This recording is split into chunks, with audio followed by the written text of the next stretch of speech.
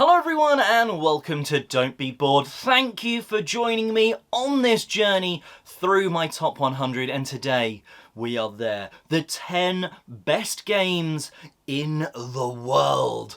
These are the cream of the crop. These are, well, to me at least, fantastic, brilliant games. You're going to let me know which one I'm wrong about, I'm sure, in the comments section below. Let's jump into the top 10. Number 10 is a game that has been in my top 10 since I played it for the very first time a good number of years ago now, and this is Whitehall Mystery. This is a fantastic, small, very easy to teach hidden movement game, as one player is moving around this map with just a few opportunities for a special movement, jumping along the river and different things like that, as you are trying to escape on the streets of Whitehall and you are trying to get away from these police that are slowly penning you in. And hopefully they don't back you quite into a corner. You're going to have to give bits of information away. You're going to, hopefully, they'll figure something out, but you've already managed to get a sort of a leg on and run over down these sort of streets and get away a little bit. But the police can either be one person controlling all of them or different players controlling each, maybe working against you. And you're sat there listening and going, oh, okay, that's what they're thinking. Okay, maybe I can double bluff and do this way. They think I'm going to go that way because that's what it looks like. It looks like I'm going towards that bridge. Maybe I'll just slip through this park over here instead. Just an absolute brilliant game that is just pure hidden movement. And unlike other popular ones, such as like Fury of Dracula, which I think just takes hidden movement and it adds too much to it, this is very much about get found and you're losing. It's not get found and do something else. And I also like that there are included in the games these little sort of small modular things where it's like if the police are always losing, they can just bring a little one thing, I think it's a police dog if I remember right, that's just going to give them a special ability during the game just to balance it. I really like that, and I just really like this game. I'd highly recommend it. I do need to at some point play Letters of Whitechapel, which is the bigger box version, but I just like the smallness of this one. It means it's more portable, it means it's certainly playtime-wise on the box a lot quicker than the larger versions, and I really like hidden movement. Either chasing someone and trying to work out and deduce where they are, or be chased. Brilliant mechanic and a brilliant game to show it off. That's Whitehall Mystery. Not to spoil the list at all, but there are two brand new games in my top 10.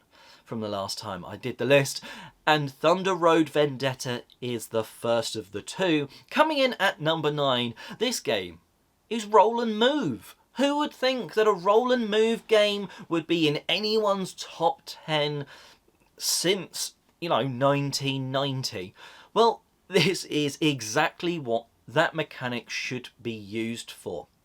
Chaos and driving sort of odd choices. You have these cars, you have a small one, a medium one and a large one, and you roll these dice and you're going to assign them to, on your turn you'll be like, right, this one is moving 2. But just because that's moving 2 doesn't mean that it doesn't have a special ability that lets it do something else. It doesn't mean that it's not going to be bumping into someone else, causing their car to, veer into a landmine that goes off, or pushes them into a wall, because this is like Mad Max, the board game, with extra chaos, dice rolling, and just laughs. You can't go into this game thinking it's super serious. You can't go into it really with much of a grand strategy either. Because you can literally, in some of these map tiles, be so bottlenecked in by these mountain ranges that there's only a thin bit of track along the middle that all cars are trying to squeeze along.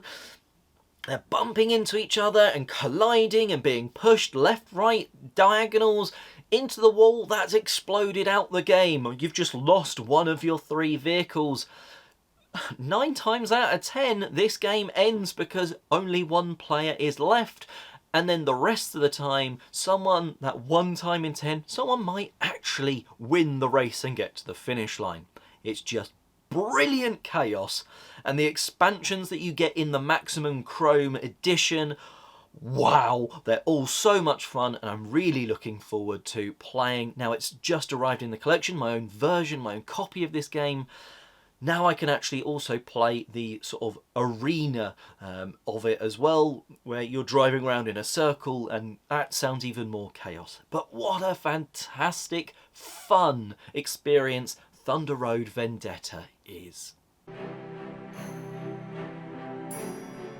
Moving up into the top 10 from last time. Last time this was number unlucky 13, but now we have one of the Railroad Inc. games in the top 10. And I think this one is my favourite, the lush green one, because it's probably got the most opportunity to it. It's got probably the lightest expansion in terms of adding the trees, and it's also got one of the brain burniest expansion, the paths, that you can really up or down this experience in terms of complexity. Do you just want to play the basic game? Sure, you can, and it's a great roll and write as you're building out these networks of trains and roads. Do you want to make it a little bit different and not add any complexity? Basically, add these green dice that add some roads with trees and some just trees that you can add to your board if you want to or not. So it doesn't increase the difficulty at all. Super fun and little expansion there. Oh, you want something that really is going to make you scratch your head? Add in the paths from the other sort of green expansion. Now this is probably, I do think this is the hardest or most brain-burning expansion of the lot, because it adds a 3rd type of network. You've got trains, you've got those train tracks, roads, and you've now got paths going into the diagonals of the corners. And trying to score big with those, it's a real brain burner trying to get those networks to help with your current networks and fit alongside them. But it's a really, really cool one. And I like that you have those 2 mini expansions in that one box.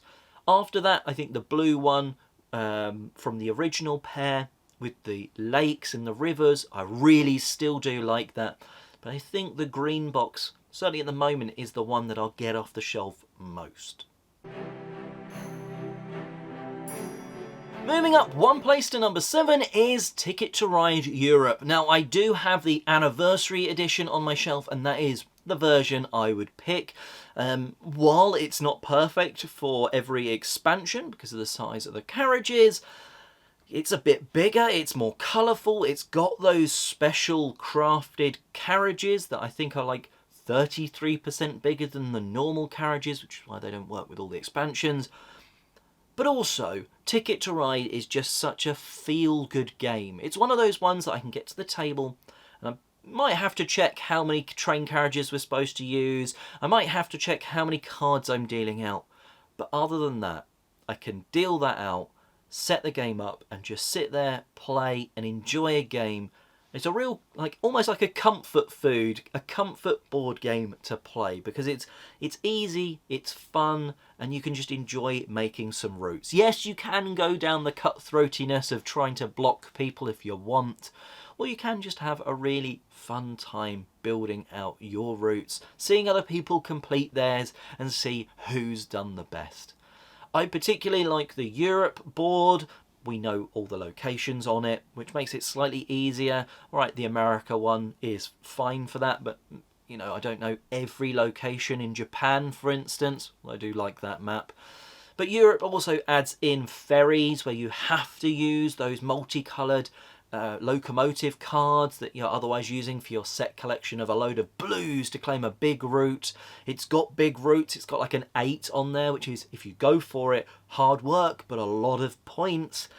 And it's got these tunnels where you can push your luck, and it's like, right, you're claiming this 3 orange route, but it's got a tunnel. Right, you need to turn over some cards from the top of the deck, and if there's another orange there, it's going to cost you more. Ooh, so you don't necessarily always want to just try and claim those tunnel routes with the exact number of cards, because you might need some extras to go into it to pay for that route. And it's just, it takes exactly what you want from Ticket to Ride. For me, has the map where I know all the locations, and it's, like I say, it's just a real comfort one. And the Anniversary Edition just looks that bit nicer. It's more colourful board, it's slightly bigger, the carriages are all unique rather than just different colours of the same mould, and a really nice game. Ticket to Ride Europe, 15th Anniversary Edition.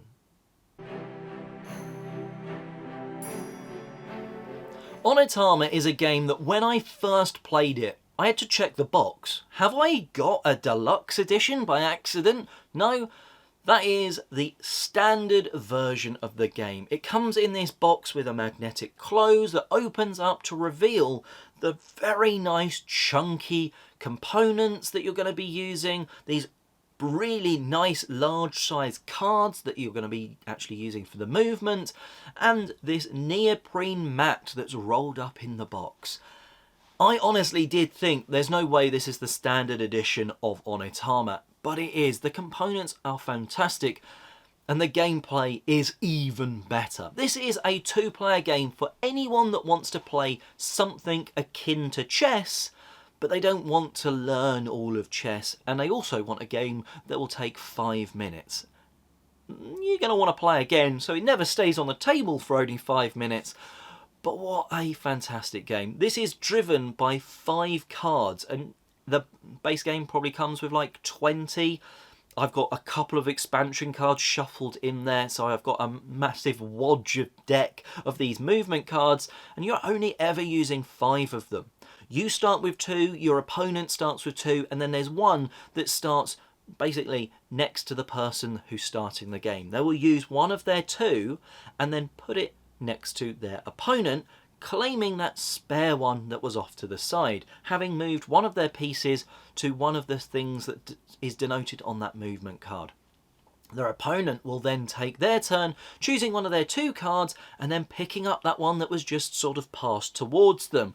So you get this really interesting choice of, if I use this, what I think in this game is a really good movement, maybe jumping one of my pieces forward massively, in a turn, my opponent is going to have that card available to them. So do I really want my opponent to get that card? And there's 2 ways of winning this. You either get your master piece, master over to where their master starts the game, or you use any of your pieces, your master or students, to take out and land on the space where their master is. So you have this sort of dance almost as you're moving your pieces around the board, trying for them not to be taken, trying to get your master across slowly but surely to lock in one of the 2 victory conditions. It's just a really brilliant 2-player game. That you can see exactly what you can do, what your opponent can do. So it's like, oh, I could move there, but then they can take me with that card. Do I want to make that trade? It's a fantastic game. Like I say, if you're looking for a chess, but not chess, Onitama is a fantastic one to go for. And it looks brilliant and plays brilliant as well. Falling a couple of places on the list. I know, this is an odd one for me. And it's maybe just because I haven't been grabbed too much by some of the latest sets of Unmatched, but it's still a brilliant board game system. Personally, I don't play it over 2 players, though you can do the normal version at least, over 2 players, because I like it when it's that one-on-one sort of battle.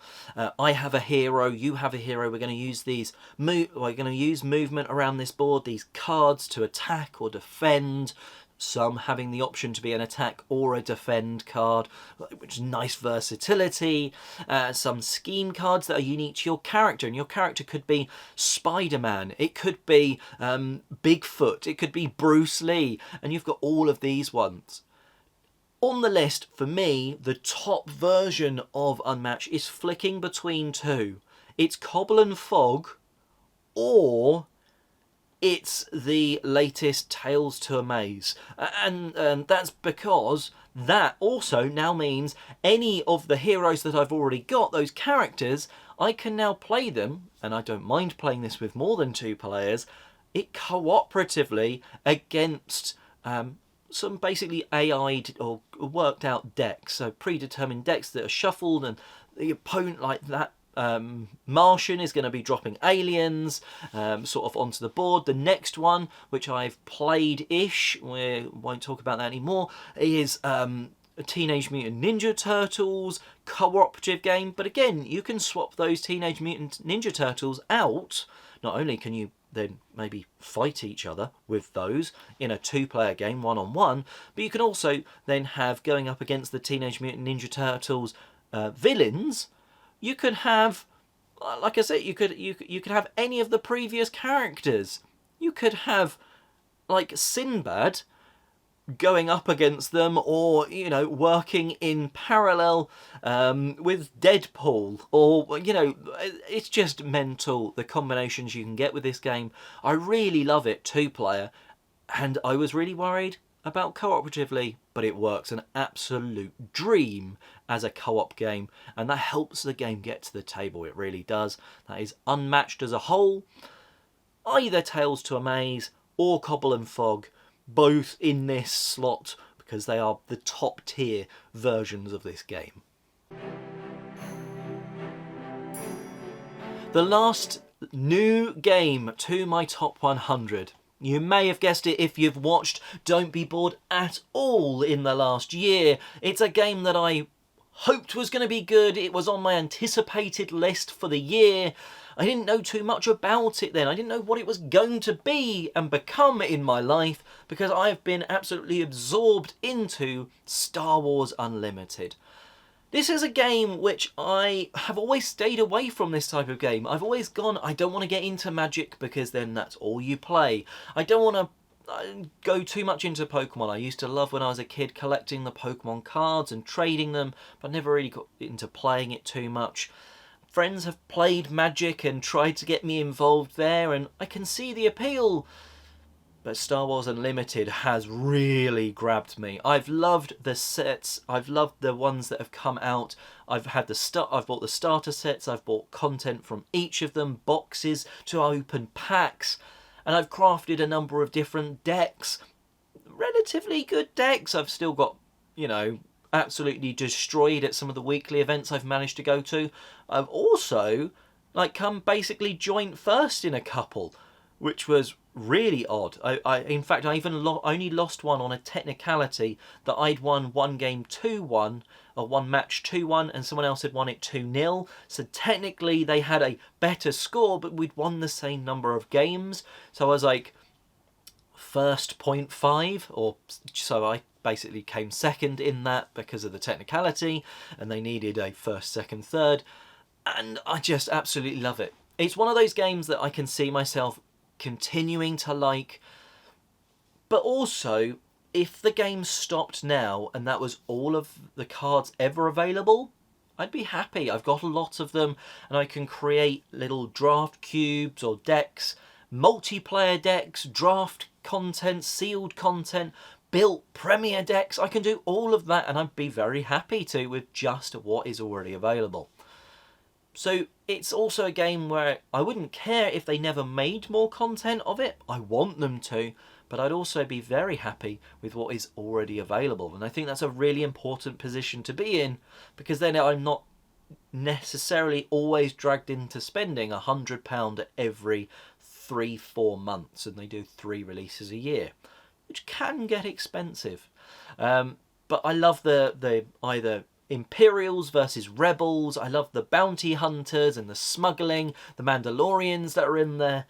The latest one is all about the Clone Wars, which is just fantastic. You've got battle droids, you've got clones, you've got all those characters smushed together, and you can have like Darth Vader and Imperials go up against Count Dooku with some droids and all that sort of goodness.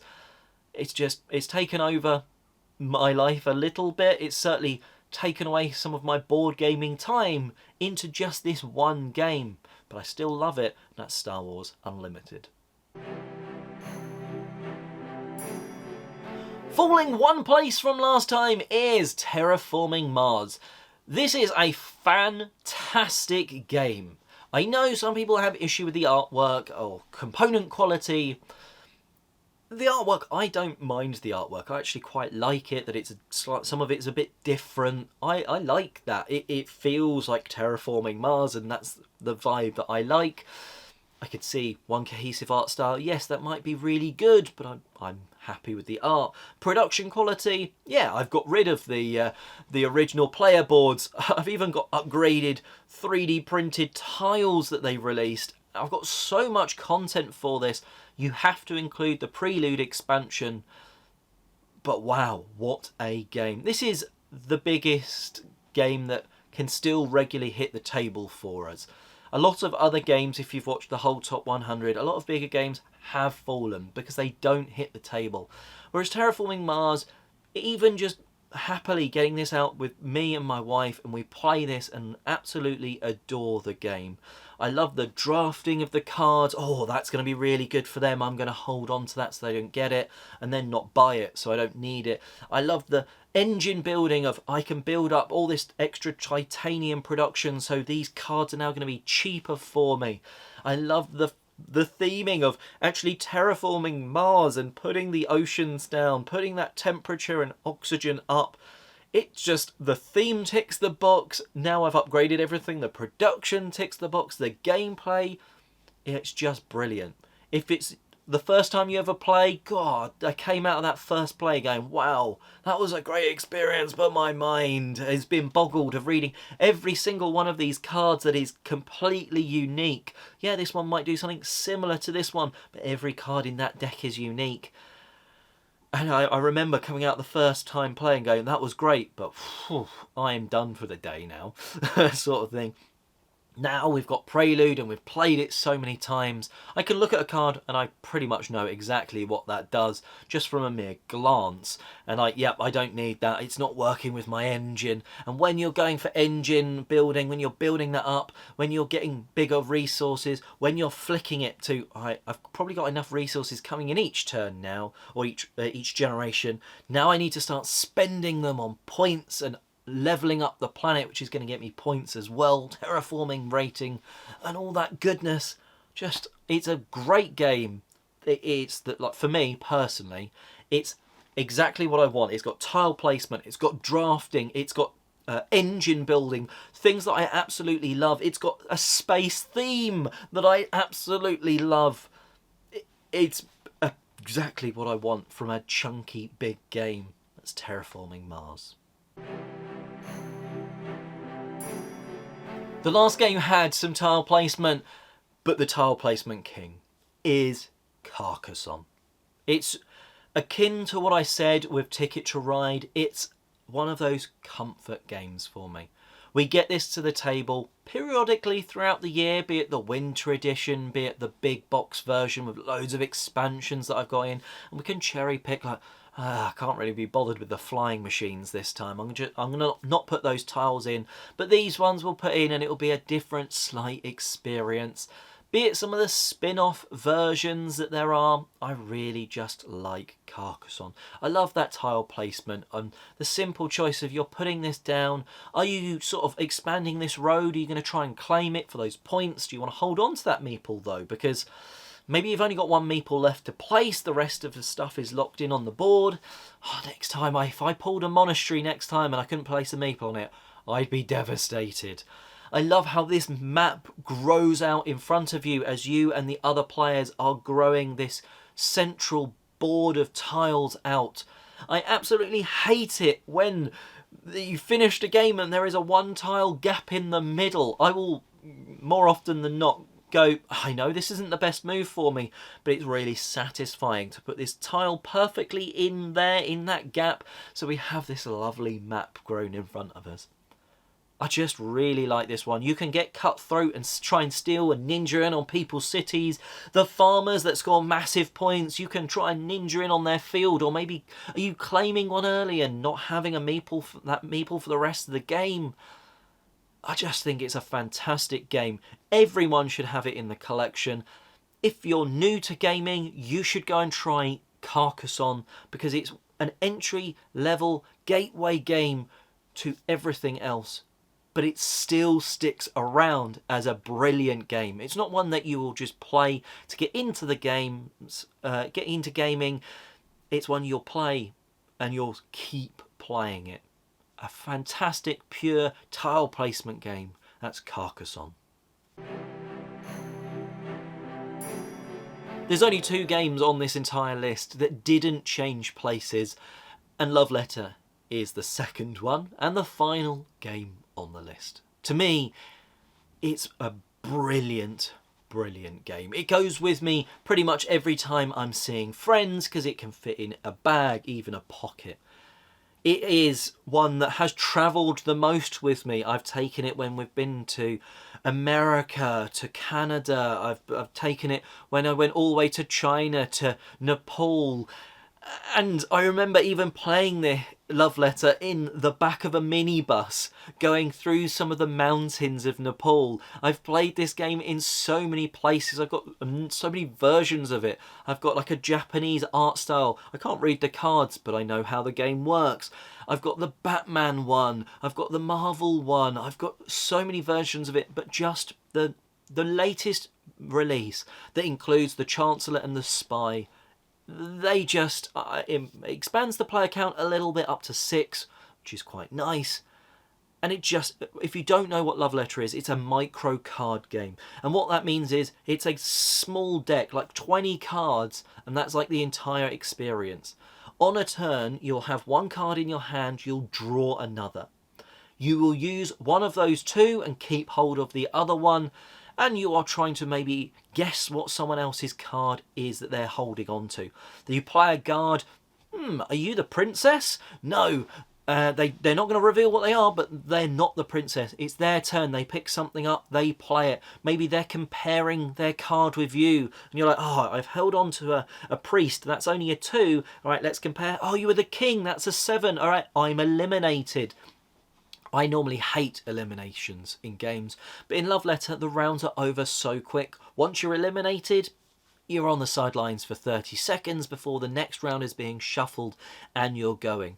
The aim is to eliminate everyone else by guessing their cards, having a higher value when comparing, maybe even making them play the princess in one way or another. Because if you do that, while it's the highest numbered card, and if everyone's still in, or people are in at the end of the round, the highest valued card wins. But if you play or discard that princess, and you can be forced to in different ways, well, that means you just are eliminated. Because you should never ever discard the princess, sort of thing. It's just an absolutely brilliant game that goes with me all the time, has created such fantastic memories. And, well, to be honest, I need to buy a new copy of it because my one's starting to show a little bit of wear and tear. It's just that fantastic game, and I can't see it ever leaving the collection. Maybe I need to buy a new copy. Maybe it won't always be my number 1 game, but for now, Love Letter is my number 1 game of all time. And well, there we have it. I've talked through my top 100 games. Let me know in the comment section below, from this top 10, what game didn't deserve to be there? What were you surprised at most? Or what one were you like, yes, that does deserve to be so high? Let me know in the comment section below. Of course, if you've not seen the other videos from the top 100, they're all absolute bangers. I've got like 300 games in my collection. I've played many more than that over the years that I've been board gaming. So I think I've played enough to sort of say these are 100 brilliant games. Yes, I think that my top 10 are better than the rest, but they're still all really good games. And hopefully you can go and check out some of the other lists of 10 and enjoy the content I really hope you have. I've been ploughing through this top 100 and I've had a lot of fun. Just quickly before I go, you may have seen me wearing my own Don't Be Bored t-shirt. Well, I think there's like links just below in the description, that sort of thing. If you fancy having your own Don't Be Bored t-shirt, well, you can go and take a look and get your own one delivered to your very front door. There's a couple of other designs on there as well, so go please check that out. And until next time, have a fantastic day gaming, be it one of my top 100 or one of your top 100. Enjoy gaming, whatever you play. Until next time, goodbye.